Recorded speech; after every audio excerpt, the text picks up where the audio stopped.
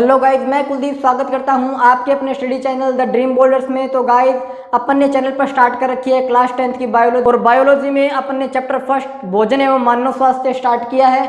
पिछली 2 क्लासों में अपन ने पढ़ा था कुपोषण के बारे में, विटामिन प्रोटीन खनिज कुपोषण के बारे में, और उसके बाद एक टॉपिक अपन ने जो पढ़ा था वो था जल, जो पिछली क्लास में अपन ने अच्छी तरह से डिस्कस किया था। आज की क्लास में हम 2 टॉपिक्स डिस्कस करेंगे। देखो, पहला तो अपना टॉपिक है मोटापा और दूसरा अपना जो टॉपिक है वो है रक्तचाप। इन दोनों के बारे में आप सब लोगों ने कहीं ना कहीं अपने परिवार में, अपने समाज में कहीं ना कहीं जरूर सुना होगा। ये दोनों ही क्या हैं? रोग हैं। मोटापा भी एक प्रकार का रोग है और रक्तचाप भी एक प्रकार का रोग है। तो स्टार्ट करते हैं अपन अपना फर्स्ट टॉपिक मोटापा। क्या स्टार्ट करते हैं? मोटापा क्या होता है? शरीर में भोजन ग्रहण करते हैं, लेकिन अगर भोजन में चर्बी या फिर वसा की मात्रा अधिक हो, किसकी मात्रा अधिक हो? चर्बी की मात्रा अधिक हो, तो हमारा क्या होता है? पेट फूल जाता है। तो इसे क्या कहते हैं? मोटापा कहते हैं। क्या कहते हैं? मोटापा। तो भाई कैसे निर्धारित करेंगे कि कौन व्यक्ति मोटा है, कौन व्यक्ति एकदम स्वस्थ है?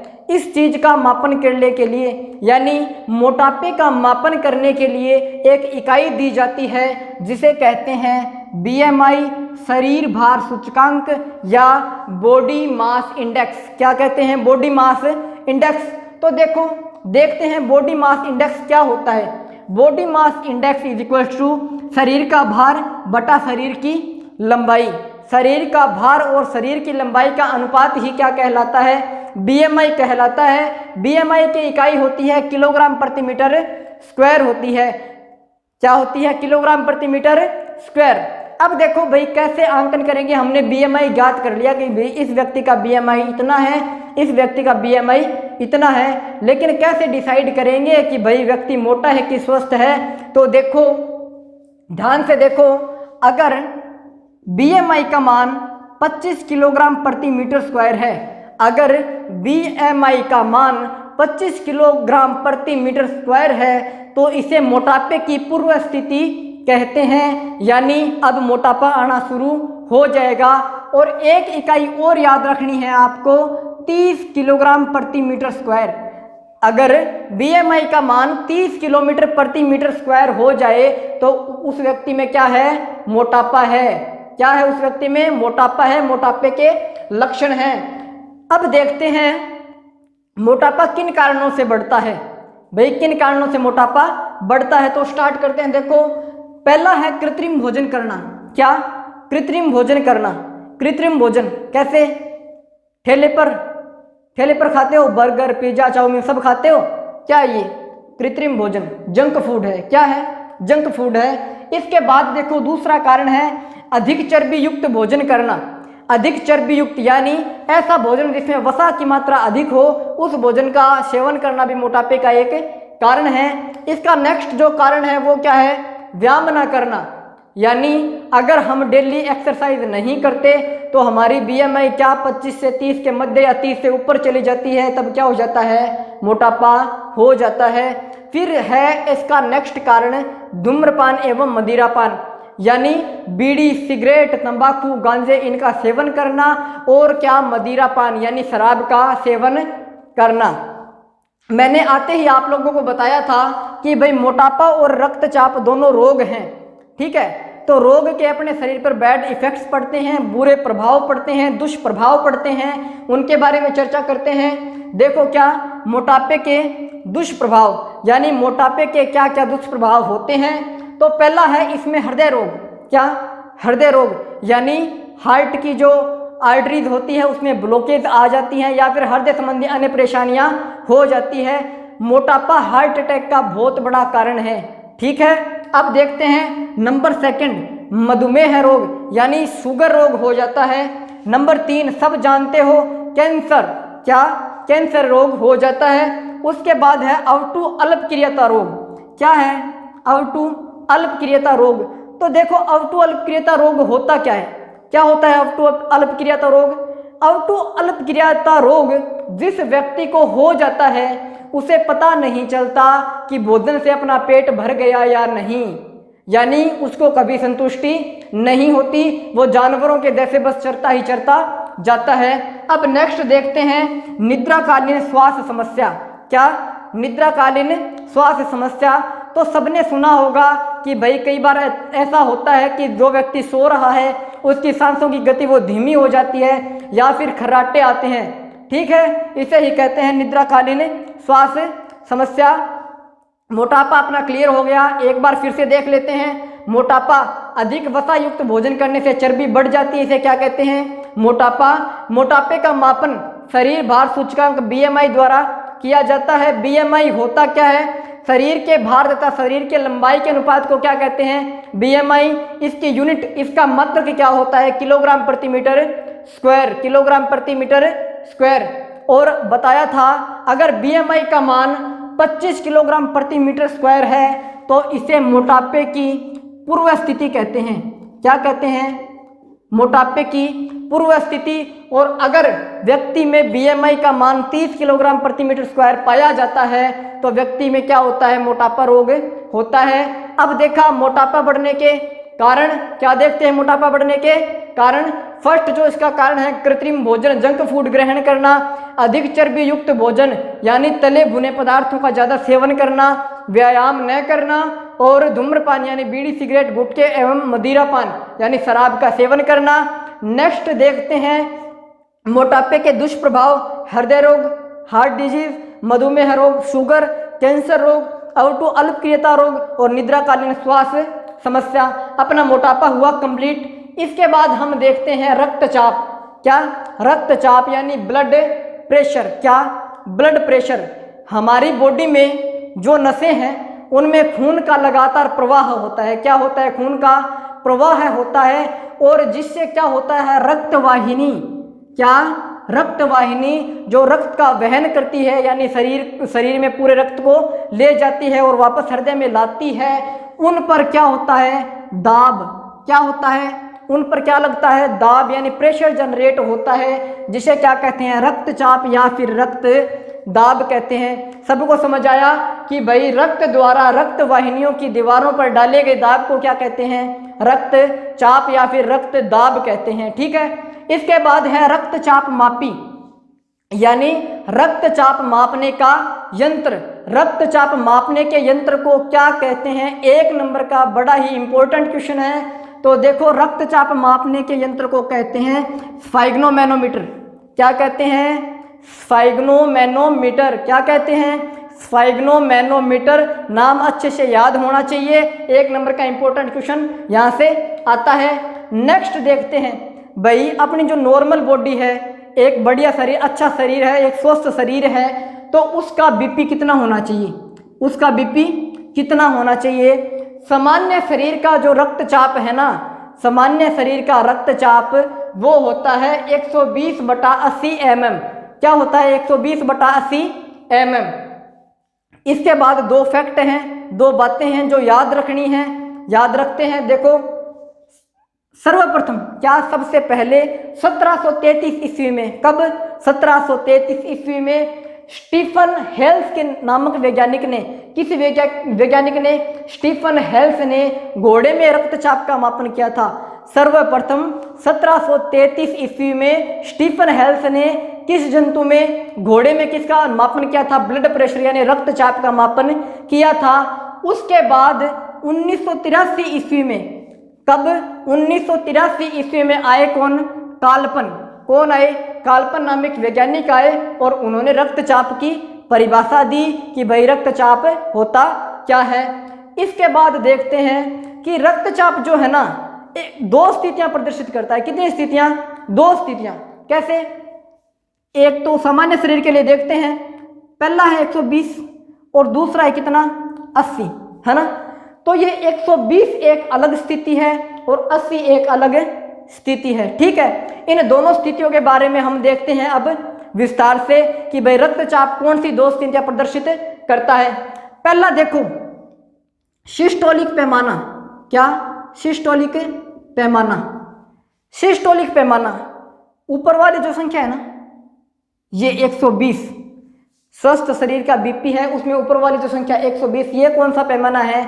इसे मापते हैं सिस्टोलिक पैमाने द्वारा। किससे मापते हैं? सिस्टोलिक पैमाने द्वारा। तो देखते हैं भाई, संकुचन की अवस्था में रक्त द्वारा डाले गए दाब का मापन किस में किया जाता है? सिस्टोलिक पैमाने में। बोतल है कोई, उसमें अपन ने क्या भर दिया? पानी भर दिया। क्या भर दिया? पानी। और फिर क्या, बोतल के जो ढक्कन होता है, बोतल का ढक्कन, उसमें एक छेद निकाल दिया। क्या कर दिया? छेद निकाल दिया। अब बोतल को प्रेशराइज्ड करेंगे, यानी उसको संकुचित करेंगे, तो पानी का बहाव बढ़ जाएगा ना, यानी पानी का वेग बढ़ जाएगा। उसी प्रकार अगर रक्त का संकुचन होता है, यानी नलिकाएं संकुचित होती है, तो रक्त का वेग क्या होता है? बढ़ जाता है। क्या होता है? बढ़ जाता है। और उस पैमाने को हम मापते हैं किसमें? सिस्टोलिक पैमाने में। किसमें? सिस्टोलिक पैमाने में। और इसका मान 90 से 120 mm के मध्य होता है। सिस्टोलिक पैमाने का मान 90 से 120 mm के मध्य होता है। सिस्टोलिक पैमाना यानी ऊपर वाला अपन ने पढ़ लिया। अब ये बचा नीचे वाला, इसे कहते हैं डायास्टोलिक पैमाना। क्या कहते हैं? डायास्टोलिक पैमाना। यानी शिथिलन की अवस्था में डाला गया दाब, शिथिलन की अवस्था में रक्त द्वारा रक्त वाहिनियों की दीवारों पर लगाए गए दाब को किसमें मापते हैं? डायास्टोलिक पैमाने में अपन मापते हैं। यानी जब वो नॉर्मल अवस्था में है अपनी, उन पर कोई प्रेशर वर्क नहीं कर रहा, तो ऐसी अवस्था में किस मापते हैं? डायास्टोलिक पैमाने में मापते हैं। और स्वस्थ यानी डायास्टोलिक पैमाना किन से किन के मध्य होता है? 60 से 80 mm के मध्य होता है। और सिस्टोलिक पैमाना किसके मध्य होता है? 90 से 120 mm के मध्य होता है। इसके बाद देखो रक्तचाप के प्रकार, इंपॉर्टेंट है भाई। रक्तचाप के प्रकार, रक्तचाप 2 प्रकार का। कितना प्रकार? 2 प्रकार। तो देखो फर्स्ट है उच्च रक्तचाप। क्या? उच्च रक्तचाप। यानी जब वेन्स के अंदर यानी नसों के अंदर ब्लड का प्रेशर बढ़ जाता है, यानी रक्त तेज गति करने लगता है, तो वो कंडीशन क्या होती है? उच्च रक्तचाप। और देखो एक कंडीशन होती है निम्न रक्तचाप। क्या? निम्न रक्तचाप, लो ब्लड प्रेशर। क्या? Low blood pressure. यानी जब खून मंद गति से दौरा करना शुरू कर देता है, क्या? धीमी गति से बहना शुरू हो जाता है, तो वो स्थिति क्या होती है? निम्न रक्तचाप। तो गाइस अपन ने देख लिया कि भाई रक्तचाप कितने प्रकार का होता है? 2 प्रकार का, उच्च रक्तचाप, निम्न रक्तचाप। अब देखते हैं भाई रक्तचाप के कारण क्या होते हैं, किन किन कारणों से रक्तचाप की प्रॉब्लम होती है हमें, और उनके निवारण क्या हैं। जहाँ रोग होता है उनके कारण भी होते हैं, उनके निदान भी यानी निवारण भी होते हैं। तो देखते हैं भाई रक्तचाप के कारण। रक्तचाप के कारण देखो चिंता, भ्रम, क्रोध। यानी अगर किसी को ज़्यादा गुस्सा आता है तो वो किसका शिकार हो जाता है? रक्तचाप का। और भ्रम यानी किसी के मन में किसी वस्तु के प्रति या अपनी होने वाले आगे की घटनाओं के प्रति अगर शंका उत्पन्न हो जाती है, यानी डिप्रेशन महसूस होता है, तो वो क्या होता है? रक्तचाप का कारण होता है। अब देखो चिंता यानी टेंशन, तनाव। सबको पता है किसी चीज़ के बारे में अधिक मनन करना क्या होता है? चिंता है। और चिंता रक्तचाप का प्रमुख कारण है। दूसरा है आवश्यकता से अधिक भोजन ग्रहण करना। आवश्यकता से अधिक भोजन ग्रहण करना यानी अपने पेट में जो भूख है उसकी संतुष्टि के पश्चात भी अगर हम भोजन ग्रहण करते जाते हैं सिर्फ अपने स्वाद के लिए, तो वो क्या होता है? रक्तचाप का कारण होता है। अब देखो मसाले, चीनी, तेल, घी, मांस, अचार और मिठाइयों का असंतुलित सेवन करना। डॉक्टर्स ये नहीं कहते मिठाई का सेवन मत करो, वो ये नहीं कहते भाई चीनी मत पियो, चीनी मत खाओ, मसालों का उपयोग एकदम ही बंद कर दो या फिर तेल बिल्कुल ही उपयोग करना बंद कर दो। ये सब तो पॉसिबल ही नहीं है, ये सब पॉसिबल नहीं है। लेकिन इनकी मात्रा क्या है? असंतुलित नहीं होनी चाहिए। क्या नहीं होनी चाहिए? असंतुलित नहीं होनी चाहिए। यानी संतुलन की मात्रा में डॉक्टरी सलाह के अनुसार हमें इन चीज़ों का सेवन करना चाहिए। नेक्स्ट इसका जो कारण है व्यायाम प्राणायाम ना करना। यानी अगर व्यक्ति डेली व्यायाम करता है, प्राणायाम करता है, योगा करता है, तो उसको रक्तचाप होने की संभावना कम हो जाती है। ठीक है। अब देखो श्रमहीन जीवन। श्रमहीन जीवन जैसा हम सब लोगों ने लॉकडाउन में श्रमहीन जीवन जिया है, कोई काम नहीं, पूरे दिन बस बेड पर बैठे रहना, मोबाइल चलाना, टीवी देखना, यही काम किया है। ऐसा जीवन क्या है? श्रमहीन जीवन, यानी इसमें क्या होता है, अपनी शरीर की जो कैलोरी है, शरीर की जो कैलोरी है यानी ऊर्जा है वो बिल्कुल भी बर्न नहीं होती है। ठीक है, ये हो गए रक्तचाप के कारण। अब पढ़ते हैं रक्तचाप के निवारण, यानी रक्तचाप की प्रॉब्लम है तो उसको कंट्रोल कैसे किया जाए, उसका निवारण कैसे किया जाए। तो देखते हैं पहला निवारण, डिब्बेबंद खाद्य सामग्री का उपयोग नहीं करना चाहिए।